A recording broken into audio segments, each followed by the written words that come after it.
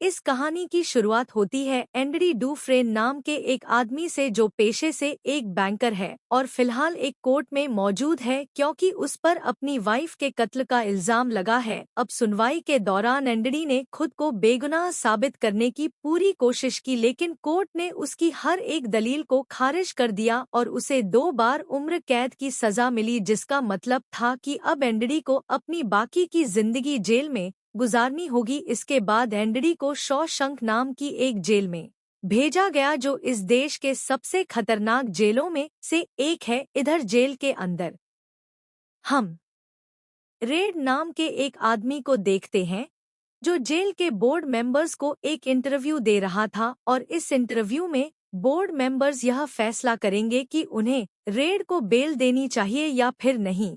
अब रेड को इस जेल में पूरे 20 साल हो चुके थे लेकिन आज तक उसने एक बार भी इस इंटरव्यू को पास नहीं किया था। अब इस बार भी कुछ ऐसा ही हुआ और रेड की तमाम कोशिशों के बावजूद भी उसकी बेल की अर्जी को खारिज कर दिया गया। वहीं दूसरी ओर एक ट्रक जेल में दाखिल हुआ जिसमें शॉशंक के नई कैदियों को रखा गया था और इन कैदियों में एंड्री भी शामिल था। अब इन नए कैदियों को देखकर पुराने कैदी इन पर टलगाने लगे कि इनमें से कौन सा कैदी सबसे पहले टूटेगा। यहाँ रेड का सट्टा एंड्री पर लगा क्योंकि वो काफी शांत और गुमसुम दिखाई दे रहा था। हालांकि रेड ये शर्त हार गया क्योंकि रात होते होते एक दूसरे कैदी की हिम्मत टूट गई और वह जोर जोर से रोने लगा। अब इस आवाज को सुनते ही कैप्टन हेडली उस कैदी के सेल में पहुंचा और उसे खींचकर सेल से बाहर निकाला। हेडली इस जेल का चीफ गार्ड है जिसे कैदियों को टॉर्चर करने में खूब मजा आता है। अब हेडली ने अपना सारा गुस्सा इस कैदी पर निकाल दिया और अगले कई घंटों तक उसे कुत्तों की तरह मारा। अब अगली सुबह बाकी कैदियों को यह खबर मिली कि हेडली के टॉर्चर के चलते उस कैदी ने अपनी जान गंवा दी है। यह सुनकर एंड्री को काफी दुख हुआ और उसने उस कैदी का नाम जानने की कोशिश की लेकिन बाकी कैदियों ने उसे कुछ नहीं बताया और अपने काम से काम रखने को बोला। अब ऐसे ही दिन गुजरते गए और अब एंड्री को भी जेल की आदत होने लगी थी। इस बीच उसे यह पता चला कि रेड जेल में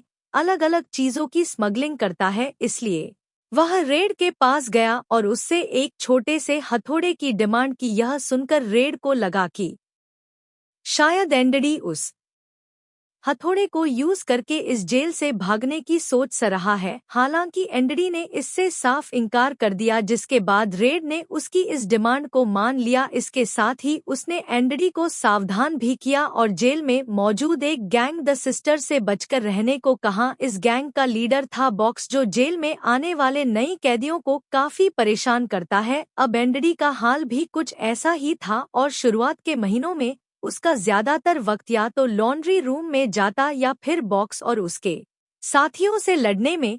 लेकिन इसके बावजूद भी एंड्री खुश था क्योंकि रेड और उसके बीच काफी अच्छी दोस्ती हो गई थी। यह दोनों अक्सर साथ ही रहते और अपना ज्यादातर वक्त एक दूसरे से बातें करने में बिताते हैं।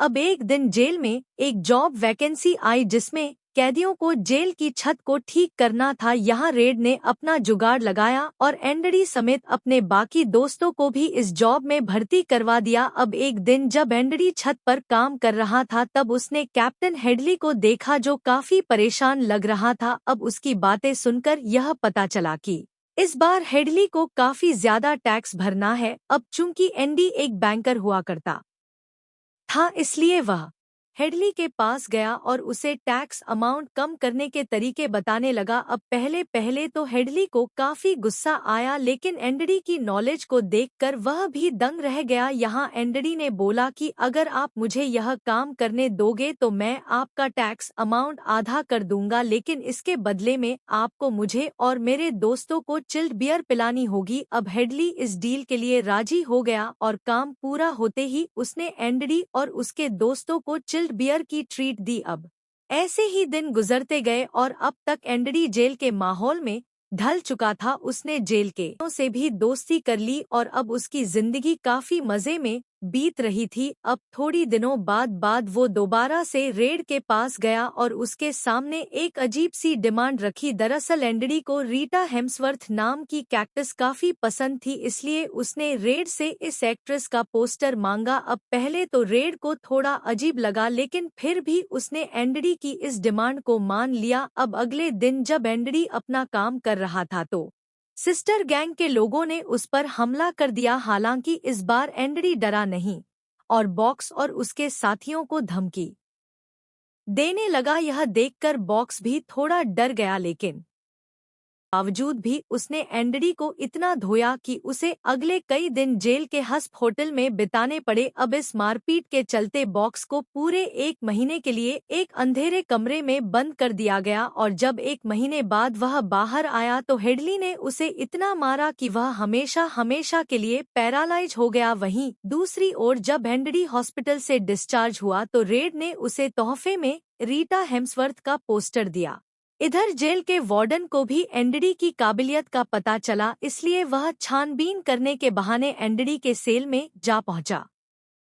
यहाँ उसने देखा कि एंड्री चुपचाप बैठकर बाइबल पढ़ रहा था और तलाशी के दौरान भी उसके कमरे से कोई भी इल्लीगल सामान नहीं मिला। यह देखकर वार्डन काफी खुश हुआ और एंड्री को बाइबल पढ़ते रहने को कहा। अब थोड़े दिनों बाद एंड्री को ब्रुक्स नाम के कैदी के साथ मिलकर जेल की लाइब्रेरी को मैनेज करने का काम दिया गया और इसके बदले में उसे जेल के सभी ऑफिसर्स को फाइनेंशियल एडवाइस देनी होगी और टैक्स बचाने में उनकी मदद करनी होगी। अब थोड़े दिनों बाद एंड्री के दिमाग में यह ख्याल आया कि हमें जेल की लाइब्रेरी को और बड़ा बनाना चाहिए। उसने इस बारे में वार्डन से बात की, जिस पर वार्डन ने बोला कि अगर तुम्हें लाइब्रेरी को बड़ा करना है तो तुम सरकार को चिट्ठी लिखो और फंड्स की मांग करो। अब एंड्री ने भी ठीक ऐसा ही किया और अगले कई हफ्तों तक सरकार को चिट्ठियां लिखता रहा। अब ऐसे ही दिन गुजरते गए और वक्त के साथ साथ एंड्री आसपास के जेलों में भी काफी मशहूर हो चुका था और अब दूसरे जेल के ऑफिसर्स भी फाइनेंशियल एडवाइस लेने के लिए एंडी के पास आते थे। इसके साथ ही एंड्री वार्डन का फाइनेंशियल एडवाइजर बन गया और वार्डन के रिटायरमेंट को प्लान करने में उसकी मदद करने लगा। अब एक दिन ब्रुक्स ने अपने एक साथी कैदी को 20 सेकंड हॉस्टेज बना लिया और यह देखकर पूरे जेल में खलबली मच गई, क्योंकि ब्रुक्स एक बहुत ही शांत कैदी था और आज तक उसने जेल का एक भी रूल नहीं तोड़ा था। दरअसल ब्रुक्स की सजा खत्म होने वाली थी और वो पूरे 50 साल बाद जेल से बाहर निकलने वाला था, लेकिन खुश होने के बजाय उसे बाहर जाने में काफी डर लग रहा था, क्योंकि इन 50 सालों में बाहर की दुनिया काफी बदल चुकी थी और इसलिए उसने अपने एक दुनिया है जो बेसब्री से उसका इंतजार कर रही है। अब यहाँ रेड एंड्री से कहता है कि इस जेल की दीवारें काफी अजीब है, मैं यह पहले तो आपको परेशान करती हैं, लेकिन वक्त के साथ साथ आपको इनकी आदत हो जाती है। अब थोड़े दिनों बाद ब्रुक्स जेल से रिहा हो गया और बाहर की मॉडर्न दुनिया को देखकर काफी हैरान हुआ। हालांकि अब वह आजाद था, पर फिर भी वह जेल में बिताए उन 50 सालों को नहीं भूल पा रहा था। अब जेल के बाहर ना तो उसका कोई घर था, ना ही कोई दोस्त और ना ही कोई फैमिली। अब खुद को इस माहौल में ढालने के लिए वह एक सुपरमार्केट में नौकरी करने लगा, पर इसके बावजूद भी उसका अकेलापन बिल्कुल कम नहीं हुआ और आखिर में उसने वो किया जिसकी उम्मीद किसी को नहीं थी। ब्रुक्स ने अपने होटल रूम में फांसी लगा ली और जाने से पहले दीवार पर लिखता गया कि ब्रुक्स वाज हियर। वहीं दूसरी ओर एंड्री को अब जेल में पूरे 6 साल हो चुके थे और इन 6 सालों की मेहनत के बाद सरकार ने जेल को कुछ पैसे भेजे ताकि वह अपनी लाइब्रेरी को बड़ा कर सके। इसके साथ ही सरकार ने उस लाइब्रेरी के लिए बहुत सी पुरानी किताबें और कुछ गानों की सीडीज भेजी। अब इन चीजों के बीच एंड्री को एक बहुत ही मशहूर गाने की सीडी मिली और वह यह गाना अपने बाकी दोस्तों को भी सुनाना चाहता था, इसलिए वह वार्डन के ऑफिस में गया और खुद को उस ऑफिस में बंद कर लिया। इसके बाद उसने उस गाने को लाउड स्पीकर पर चलाया और यह गाना सुनते ही जेल के बाकी कैदियों के रोंगटे खड़े हो गए और जेल में मौजूद सबसे खतरनाक कैदी भी इस गाने की खूबसूरती में कहीं खो गए। हालांकि वार्डन को यह हरकत पसंद नहीं आई और उसने एंडरी को पूरे 2 हफ्तों के लिए एक अंधेरे कमरे में बंद कर दिया। वहीं दूसरी ओर हम रेड को देखते हैं, जिसे जेल में अब पूरे 30 साल हो चुके थे और एक बार फिर वो बोर्ड मेंबर्स को इंटरव्यू देने गया इस उम्मीद में कि इस बार तो उसे बेल मिल ही जाएगी, लेकिन हर बार की तरह इस बार भी रेड की बेल को खारिज कर दिया गया। इधर सरकार ने एंडरी के अच्छे बर्ताव को देखते हुए लाइब्रेरी का बजट और बढ़ा दिया और एंडरी भी इन पैसों को काफी अच्छे से यूज कर रहा था। अब एंडरी ने बाकी कैदियों को पढ़ना लिखना सिखाया ताकि जब वह जेल से बाहर निकले तो कोई अच्छी सी नौकरी ढूंढकर सेटल हो सके और उनके साथ वो ना हो जो ब्रुक्स के साथ हुआ। अब ऐसे ही दिन गुजरते गए और वार्डन ने एंडरी की नॉलेज को यूज करके काफी डिग्री मिली और वह काफी अच्छे नंबरों से पास हो गया था। अब थोड़ी दिनों बाद वार्डन ने टोनी को जेल से बाहर बुलवाया, जहां चीफ गार्ड हेडली ने टोनी को गोली मारकर उसकी जान ले ली और इसी के साथ एंडरी की बेगुनाही का यह आखिरी सबूत भी मिटा दिया गया। अब अगली सुबह वार्डन ने एंडरी को टोनी के मौत की जानकारी दी और उसे बताया कि टोनी जेल से भागने की कोशिश कर रहा था, इसलिए हेडली ने उसे गोली मार दी। हालांकि एंडरी को वार्डन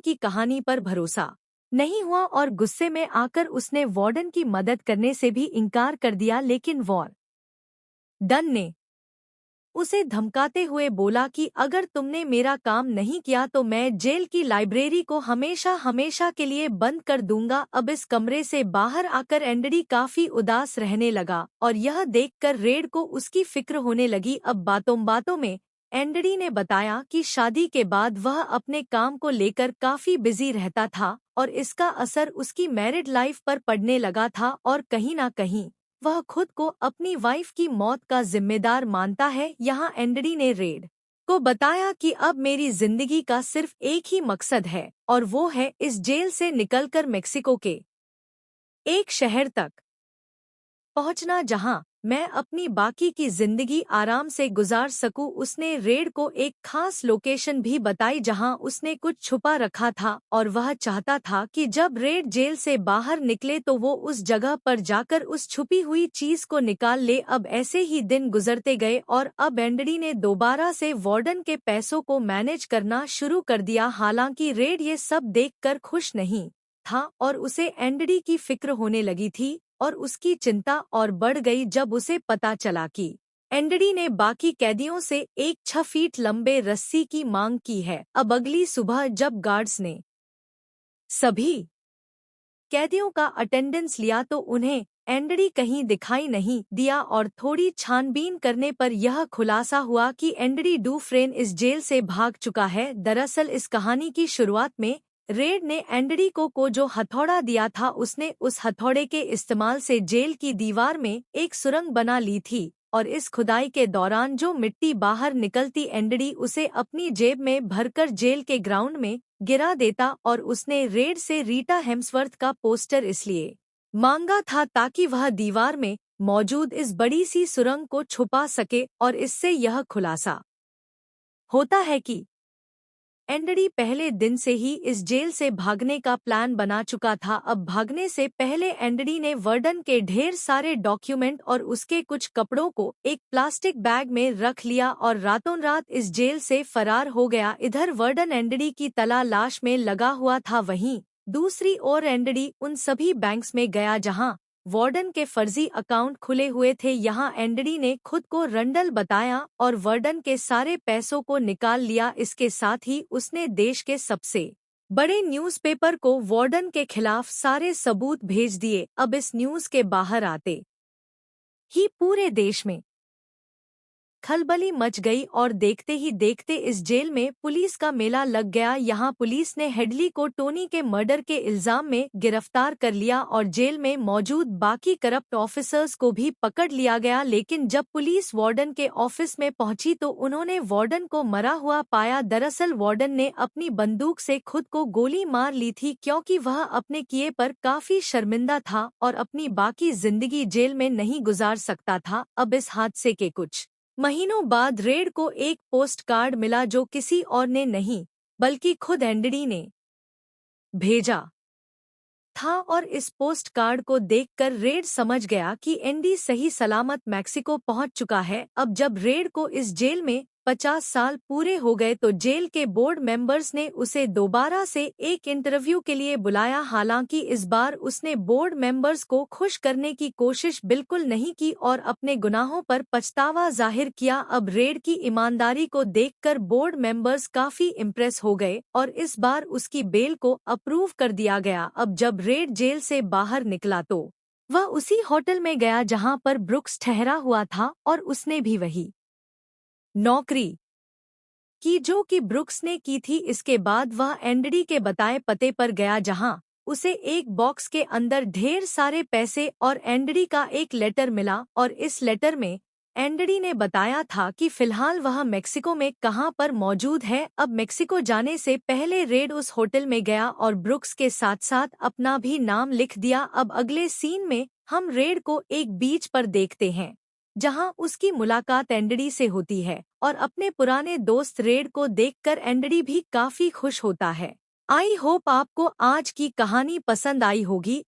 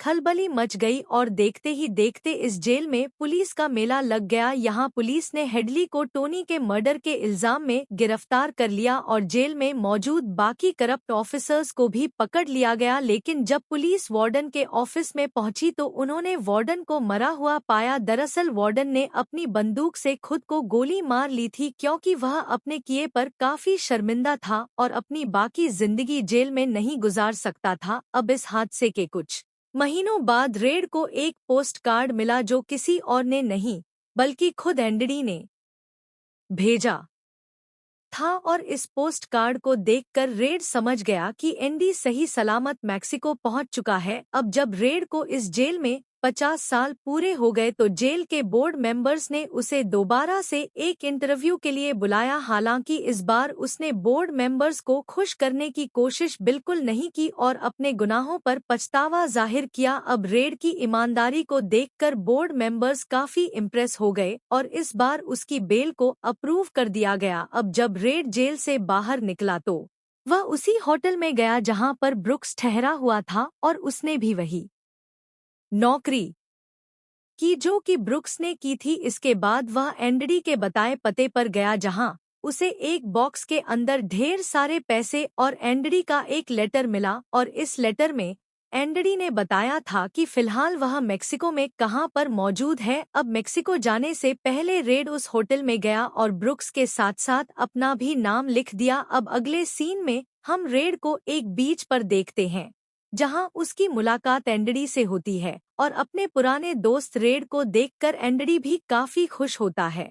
आई होप आपको आज की कहानी पसंद आई होगी। अगर आपको यह वीडियो अच्छी लगी हो तो इसे लाइक कर देना और चैनल को भी सब्सक्राइब कर देना और मुझे कमेंट में बताना कि आप यह वीडियो कहाँ से देख रहे हो। मिलते हैं अगली वीडियो में, पर तब तक के लिए be safe and keep chilling.